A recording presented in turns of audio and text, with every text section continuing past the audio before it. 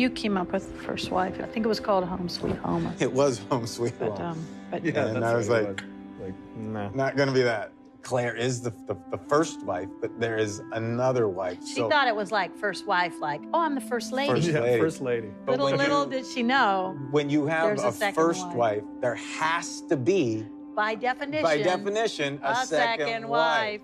So that's why the title is there. I mean, this episode has been a long time coming in a lot of ways, because way back in the first season, when we first got introduced to Leary, I remember being very focused on the fact that eventually she's going to marry Jamie. Oh, yeah. And I kept insisting to give her more stuff, to make her more sympathetic, someone that you could legitimately believe in some circumstance Jamie would actually marry this way. Which in this episode, one of the things I thought was really important, and the sequence I really like, is the flashback to Hogmanay, big celebration with the music and the dancing.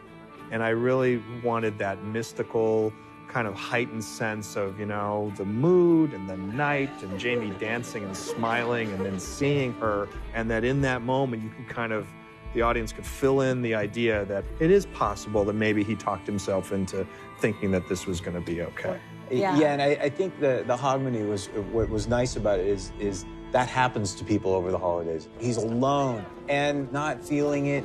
It takes these two little girls to come up, and they're so heartwarming. And how do you resist that? In a way, I do believe Jamie married Leary not so much for Leary, but to be a father. And the other thing that I know took a lot of discussion in the room and beyond was, when does Jamie tell Claire about Leary, and how and under what circumstances? Right. He doesn't play this way in the book, but we kind of see Jamie struggling with it early, even though we don't know what he's struggling with. Right. So that we, the audience, sort of know that something's on his mind. He just hasn't quite gotten himself to the place to actually say this to her. Right. She's just shown up in life. But I think it helps us understand the character a little bit better. To me, that fight is really great. It feels like it's just full of emotion, full of betrayal on both sides. And she was with another And you man. were with Frank. She went back to a husband and lived 20 years.